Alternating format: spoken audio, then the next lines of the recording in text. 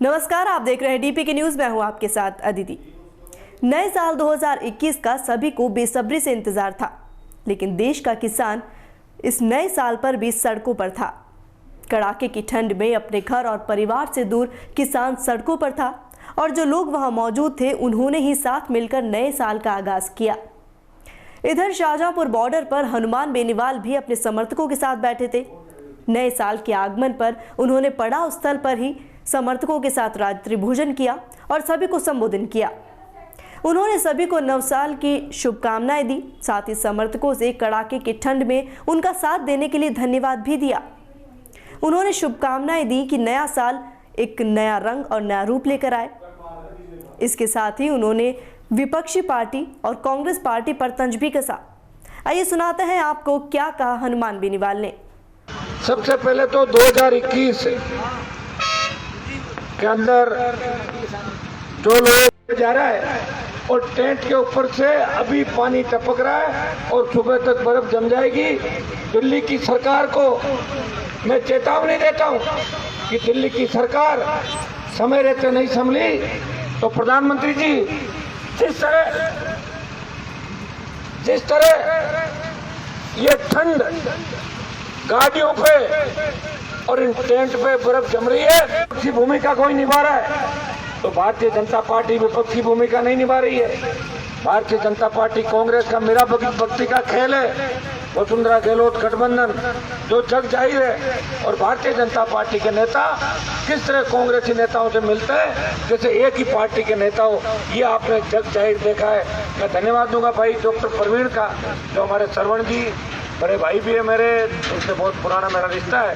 निर्दलीय विधायक बन के शुरुआत करी जिन दिनों के अंदर, कांग्रेस के बड़े नेता है और इनके बेटे प्रवीण किसानों की दुख तकलीफ देख के बड़ा साल मनाने हमारे बीच आए। इनका मैं धन्यवाद देता हूँ। Happy new year. और आप इसी तरह किसानों की जवानों की सोच के साथ आगे बढ़ोगे तो निश्चित रूप से आने वाला समय राजस्थान के अंदर आप नौजवानों के मैं धन्यवाद दूंगा, आरएलपी के सारे पदाधिकारियों को और हमारे प्रदेश अध्यक्ष भाई पुखराज जी गर्ग को कि वो लगातार पिछले कई दिनों से आपके बीच है। 7वां दिन है और 7 दिनों में राष्ट्रीय लोकतांत्रिक पार्टी 1 डिग्री तापमान पर या इस नेशनल हाईवे पे किसान कौम को सम्मान दिलाने के लिए पुरजोर तरीके से खड़ी है। भाइयों, 2 बड़े प्रदर्शन भी किए। 12 तारीख को पंचायत चुनाव के बाद 15,000 से ज्यादा लोगों ने बड़ा प्रदर्शन यहाँ पे किया था और उसके बाद 26 तारीख को हम लोगों ने, संख्या का कोई अंदाज नहीं, कोटपुतली से लेके और शाहजहांपुर बॉर्डर तक किसान और जवान ही दिख रहे थे और दिल्ली हिल गई थी। और इस किसान आंदोलन के अंदर अगर मजबूती से किसी ने ऊर्जा दी तो शाहजहांपुर बॉर्डर के ऊपर 26 तारीख और 12 तारीख के कूच ने पूरे देश के अंदर इस किसान आंदोलन को हवा दी और एनडीए की सरकार को सोचने पे मजबूर किया कि आंदोलन अब उत्तर प्रदेश, हरियाणा और पंजाब के अंदर नहीं है, आंदोलन राजस्थान के अंदर भी है, आंदोलन देश के अंदर भी है। मैं धन्यवाद दूंगा देश के तमाम इलाकों के अंदर। और मैं अभी टेलीविजन पर देख रहा था कि केरल के अंदर क्या भारतीय जनता पार्टी के लोग बार बार कहते हैं कि केरल में का सरकार बीजेपी की नहीं है और एक बीजेपी का विधायक है, लेकिन उन्होंने इन तीनों कृषि बिलों का केरल की असेंबली के अंदर विरोध किया। उस विधायक ने, किसान के बेटे ने। मैं उसको धन्यवाद देना चाहता हूँ और धन्यवाद देना चाहता हूँ उन तमाम पार्टियों के अंदर बैठे मंत्रियों को, नेताओं को और सांसदों को जो पार्टियों से ऊपर उठ के किसान कौम को बचाने के लिए सड़कों पे।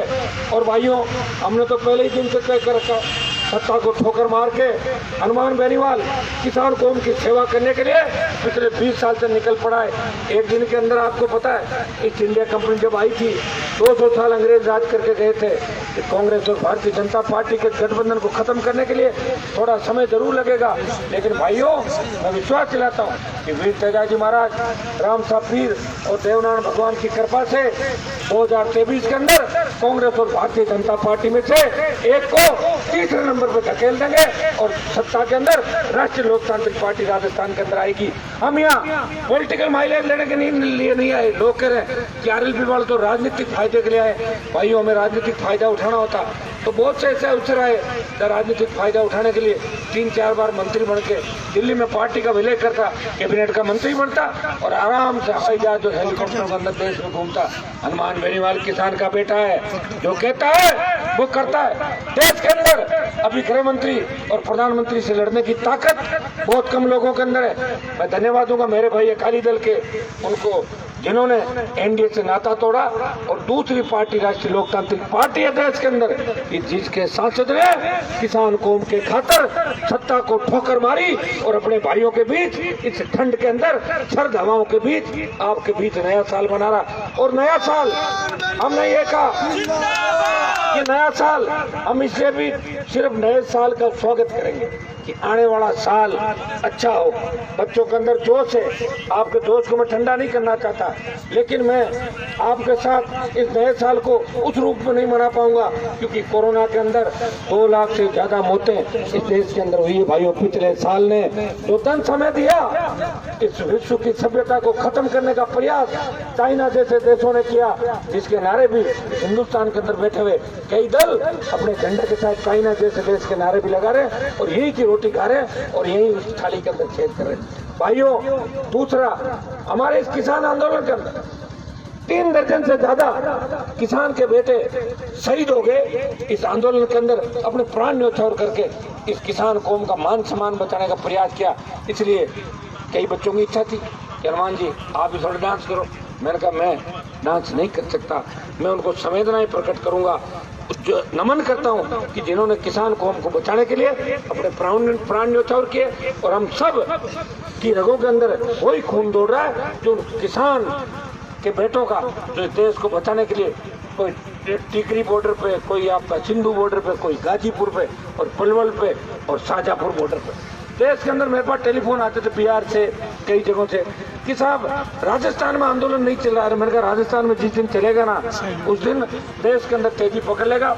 और आज सुबह हमारे कुछ नौजवान भाइयों ने सुबह बड़ी इच्छा थी आप लोगों की, बैरिकेड तोड़ दो, बैरिकेड तोड़ दो। आप क्या जोश में तो ये सोच, अपना मकसद है 3 बिल वापस करें और स्वामीनाथन आयोग की रिपोर्ट लागू हो।